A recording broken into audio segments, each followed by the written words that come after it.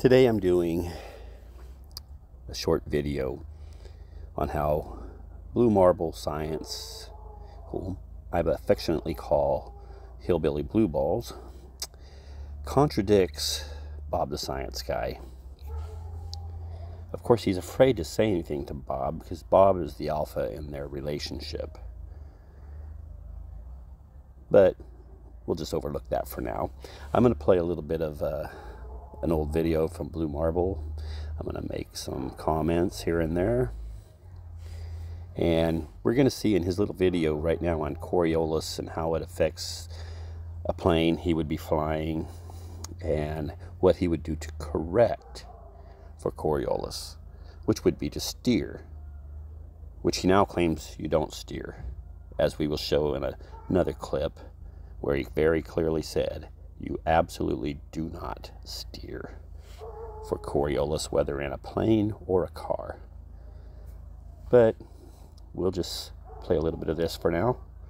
Coriolis effect on an aircraft or any other object for that matter is very straightforward.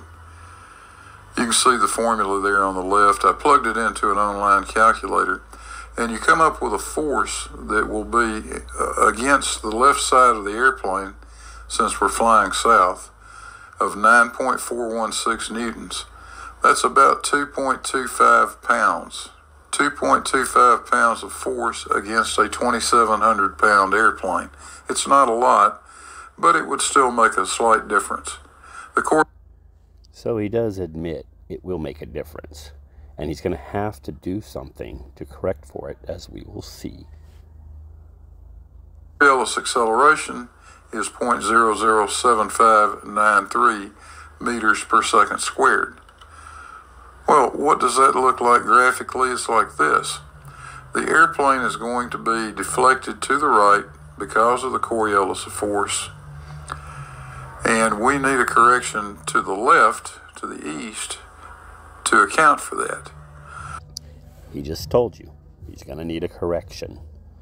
How do you make that correction? You're going to have to bank the plane and steer. He doesn't like to say that because he knows how dumb it sounds. But Bob the Science Guy will clearly say it, as we will play another clip in a little while. And they're all from the Jose J.G. Gonzalez channel. Shout out to Jose. One way we could do that is a bank angle correction. See? We could simply bank the aircraft slightly to the left to match the Coriolis acceleration. He just clearly said, and we end up with about a 0.044 degree bank correction. Now, in reality, a pilot would probably elect to do a side slip maneuver, but we won't even go into that. We'll just use this bank angle correction. So what does that look like on the airplane? Well, the correction is going to be to the left, and so the left wing is going to be low and the right wing is going to be high. And 0.044 degrees on that Mooney is less than 0.17 inches from the wingtip down to parallel. So what he's really saying here is it would be a minor correction. So he's going to tell you that he probably wouldn't do that little minor correction on a constant basis, but he'll make bigger changes down the line. Bank correction of 0.044 is far too small to be practical. I would never even consider trying that. Instead, we're simply going to track the course that we're trying to fly and make small corrections as necessary along the way. Which is what I just told you he would say. And that's how it's done in reality. So in reality, he says you are going to have to make corrections in how you steer the plane to adjust for Coriolis effect.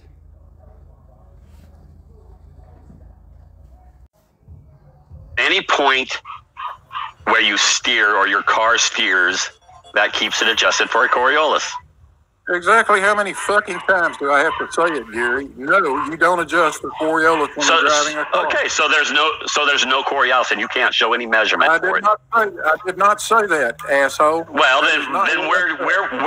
Show me the measurement and where it happens when you're driving. Can you drive down the road and show me a point where I steer a little bit, and that's where I just adjusted for the Coriolis? It's simply impossible for any object to move in a rotating frame of reference and not be subjected to the Coriolis force.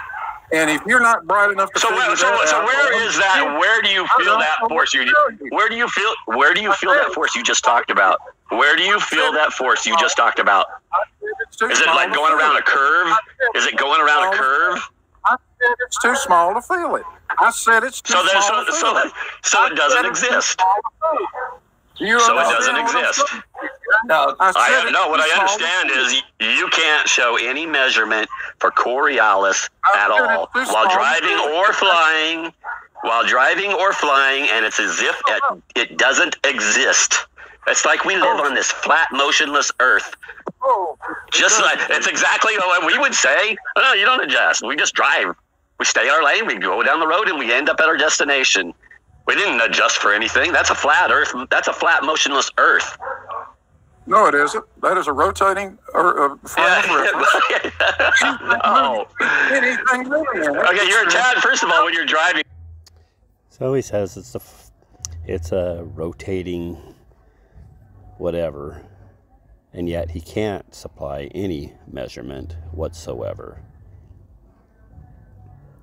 that actually can be pointed to as saying, this is for the Coriolis effect. It doesn't exist. We're on a flat, stationary Earth. Blue has even said that when flying, it's like flying over an Earth that's flat and stationary. You can't tell the difference. So there is no difference. We are on a flat, motionless Earth. There is no Coriolis. Just a minute ago, Blue said, you don't steer for Coriolis. But we're going to find out that Bob says we do. You're attached to the road. There's nothing rotating underneath you. You're attached to the road. You are moving in a rotating frame of reference. No, you're attached to the rotating whatever, which actually isn't rotating, but in your world, it does. You're attached to it, so it can't possibly spin out from underneath you. Has nothing to do with steering or anything. It's your imaginary force that doesn't exist. No, I'm sorry. It's a very real force. It doesn't. No, you can't show that there's it. So he says it's a very real force. If it's a force, then you would have to adjust for it.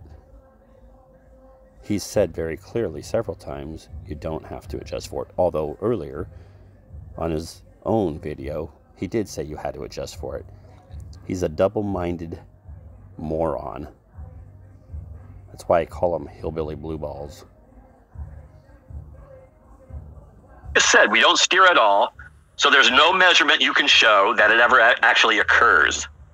It's all in your imagination in some theoretical mathematical equation that you've come up with that you go to all manner of gyrations to show us. Wrap it up so we can get Blue. Go ahead.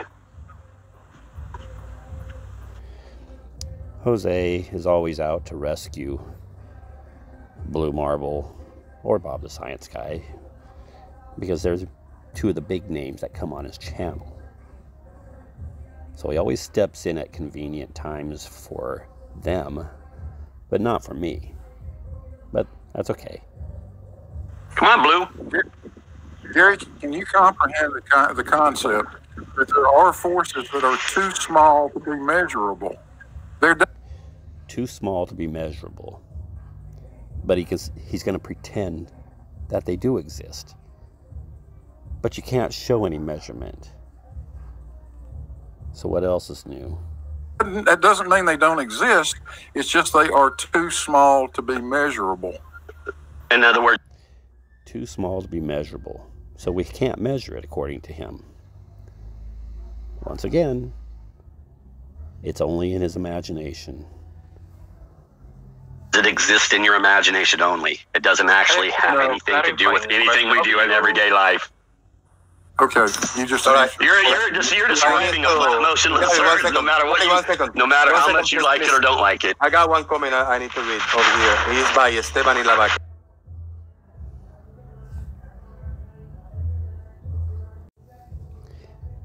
Now he's going to ask me, I went past a little bit so you won't hear it, but he's going to ask me if I adjust for crosswinds when I'm driving. The crosswind Coriolis. So are you saying crosswinds are Coriolis effects? The question was not about that. It was about crosswind. No, because then you're going to say I'm adjusting it for Coriolis, and the Coriolis now, according to you, Coriolis is a crosswind. And you guys even said that. You even said that somewhere in the crosswinds you're magically adjusting for the Coriolis at the same time. He won't answer the question. No, I did answer that. He's afraid to answer. 1/4 mile per hour crosswind. I'm You're not sure refusing what to he's answer gonna say whether or right not you now. would adjust for it. I'll react to him. A crosswind, well, I'm sure you somehow automatically adjust for a crosswind. But that's not a Coriolis. It still doesn't match, unless you're trying to tell me crosswinds are Coriolis, like I was saying that's what you're claiming. No, I'm not claiming that. I'm not trying to tell you that. Coriolis is a completely different thing than a crosswind. Wait a minute. There's some similarities, though. No. Similarities aren't Would you let me like. finish? They're not the same. There's no similarities because there is no Coriolis. Crosswinds are crosswinds. They have nothing to do with anything like a Coriolis effect. Hold on. Don't tell me to shut up. You shut up. Yeah, but he's making a point, Gary. We want to hear his point. We don't want to mute him by over-talking him. Now look, Gary, there are Jose to Blues rescue again. some similarities. A crosswind produces a force on the side of your car. That's what you would feel. Coriolis produces a force on the So Blue just said we would feel a crosswind, but we won't feel Coriolis, as he's already said numerous times. side of any object that's moving in a rotating frame of reference. That's the similarity. And the Coriolis force on a car doing 60 miles an hour is about the equivalent of 1/4 mile an hour wind. So we can adjust for we can measure 1/4 mile an hour wind, but can we measure this Coriolis you're talking about? This imaginary force that you claim exists, but I never said the earth was moving under the car, Gary. That is another misrepresentation. The one thing that you're really good at is misrepresenting anything I say, or anything anybody else says for that matter. I didn't say that at all. The earth and the car are moving. So the earth and the car are moving. That's how they explain Coriolis. Just like when they say, and Blue and Bob both said, if you follow a highway, you mysteriously and magically stay attached to the earth, and it adjusts for the Coriolis automatically, which means that in their model, their plane is not only flying over the highway following it, but it's also moving sideways. You can't get any funnier than this. The car is moving in a rotating frame of reference. Now, the fact that it's attached to the pavement pretty much negates everything. Negates everything, because that's going to be his excuse why he can't measure it. But nonetheless, you cannot move in a rotating frame of reference without a Coriolis force being present. So it's present, but it's not present. Make up your mind, Blue. are you done? I don't want to interrupt you. We already spoke, Marianne. So being attached to the earth negates it. That's what you just said, right?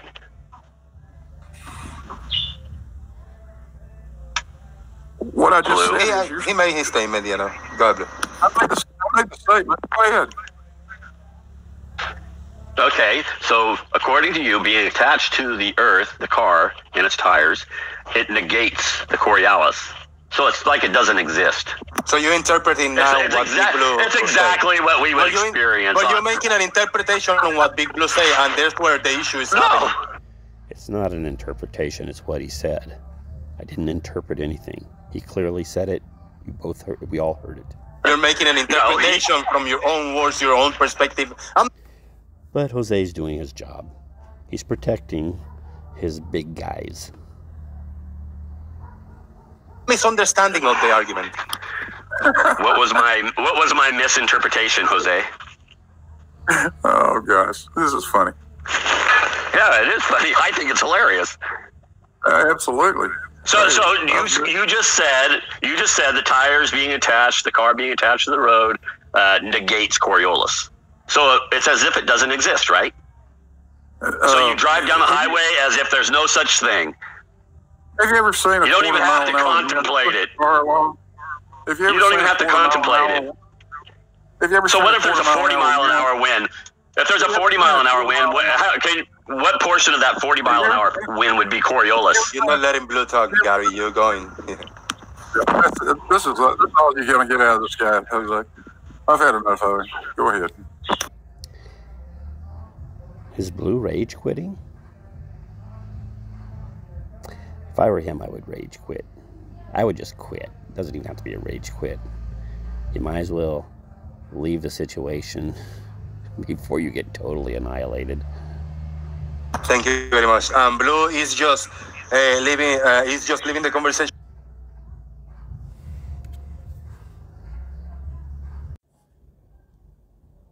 Normal, everyday objects, automobiles, airplanes, footballs for that matter, trains.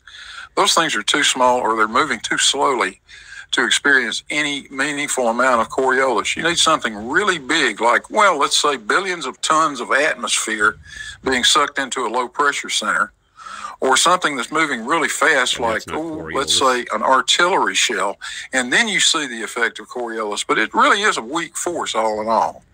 Now, you know, I've said this time and time again, Gary, and I'm not going to say it to you ever again. No, we don't adjust for Coriolis when we're driving a car. We don't adjust for it when we're flying a plane. We don't need to. It's too small a force. That does. Boom. Blue just blew up. Do we steer or not steer for Coriolis?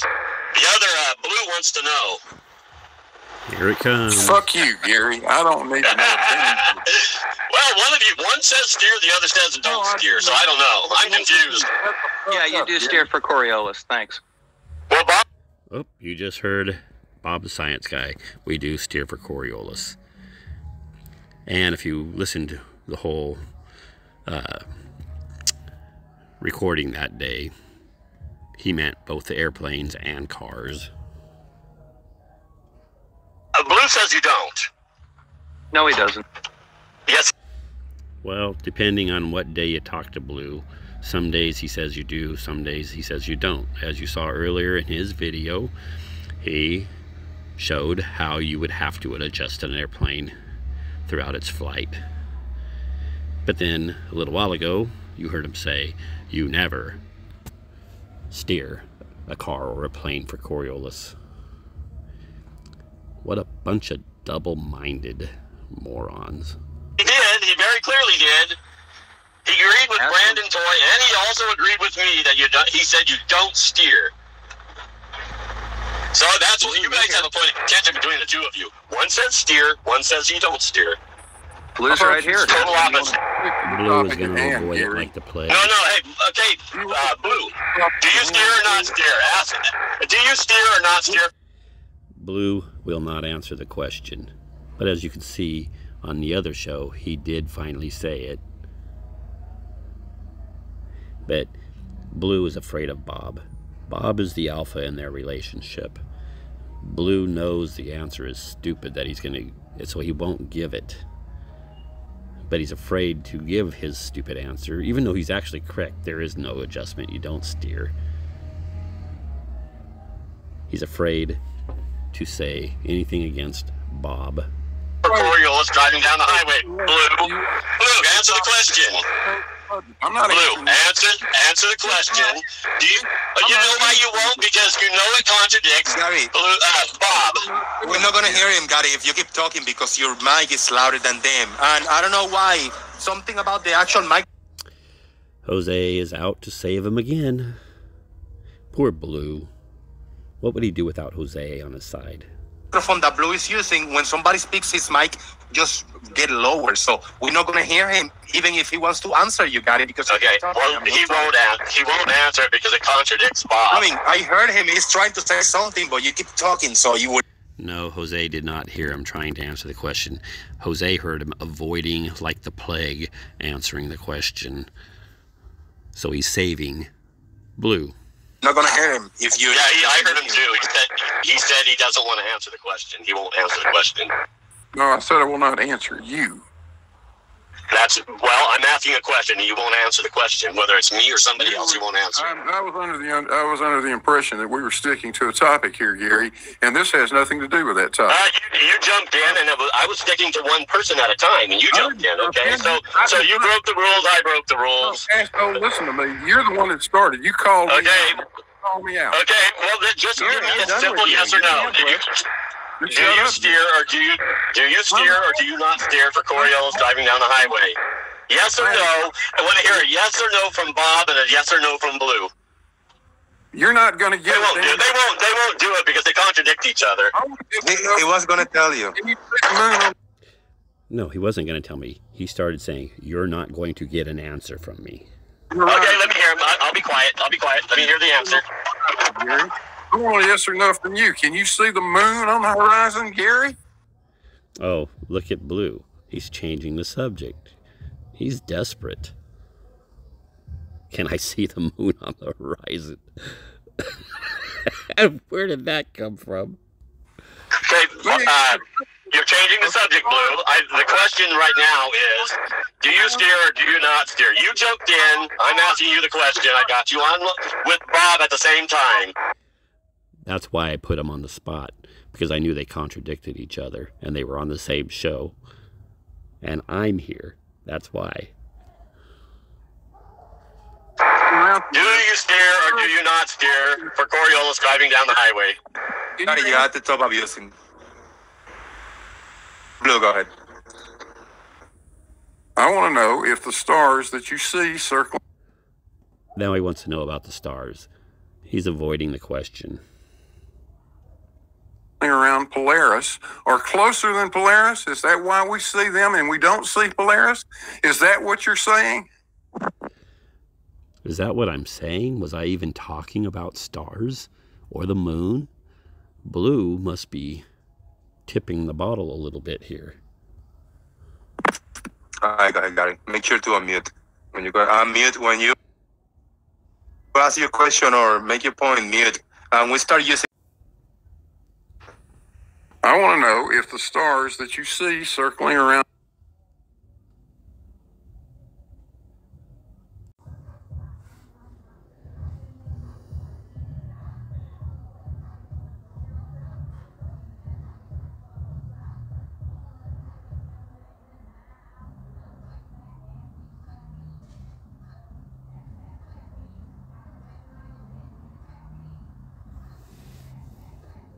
Questions from Blue until he answers yes or no for the Coriolis steering.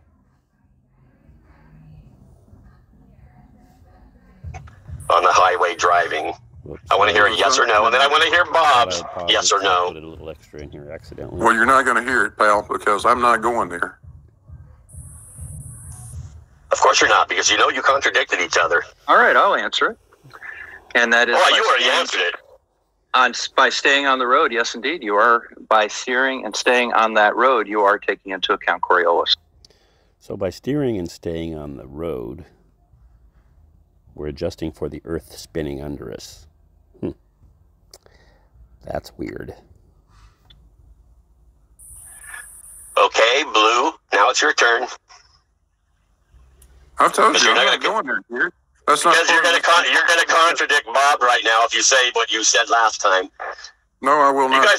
guys are stuck between a rock and a hard spot on this question. No, I'm not stuck between a rock and a hard. Yeah. He will contradict Bob. and Bob's the alpha over Blue. Yeah, you are. Yeah, you are. Hey, let me hear what Blue has to say, Gary, please.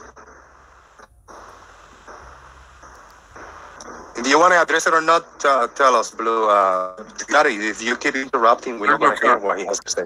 I'll talk to Bob. I won't talk to Gary. Oh, this is There's no conflict between what I've said and what Bob has said. Sure there is. I've done a calculation and shown you why the force is so small you would never know you were correcting for Coriolis. Oh, great. He did a calculation. His calculation is so small you would never know. It's the same as a flat Earth. There is no calculation for it. It's just a mythical, magical, mathemagical equation that means nothing. But it is there nonetheless. No, it isn't. And by staying on the road, you take it into account, don't you, Blue? Absolutely. You're attached to the rotating frame of reference. Yep. So because you're on the road, you spin with the Earth, according to them.